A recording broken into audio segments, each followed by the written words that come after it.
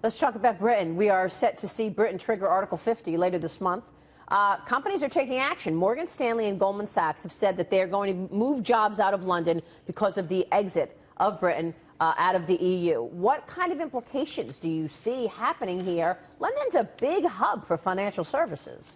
London's a big deal. You know, I happen to think that if the vote happened again, it would go the other way. Really? I think this has been complicated with the UK, then looking at the complexity of the US relationship. But again, this is uncertainty for everybody. What's this going to look like? And so your financial institution comment, they are focused on, should we hedge our bet a little bit? No, I don't think it's a mass exit from London, but I think there's going to be a balancing of focus. Yeah, some would argue that you'd see the biggest impact in financials, but this isn't an indication that many other businesses are going to change their plans when it comes to investing in the UK or the EU. Is that true? I mean, do you see financials as sort of a separate issue here when it comes to Brexit?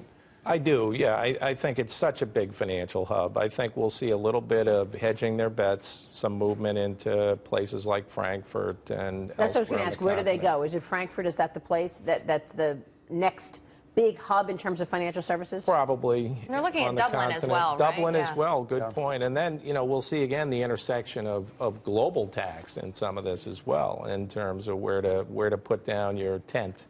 It's another part of the analysis. But when the president spoke with Theresa May, they were talking about a bilateral trade deal with the UK that would include financial services and jobs.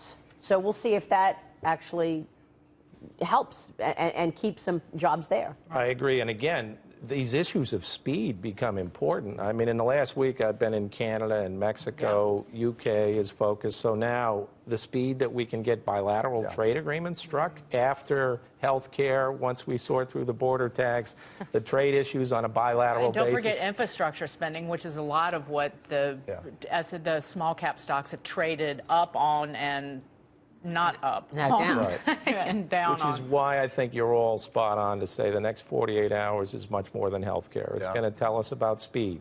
It's a policy logjam, and health care really is what you remove to get the thing flowing again, Right. A lot happening. Steve, great to get your insights. Thank you, Maria. Thanks so much. Nice to be with you all. Steve Howe joining us from EY. Coming up.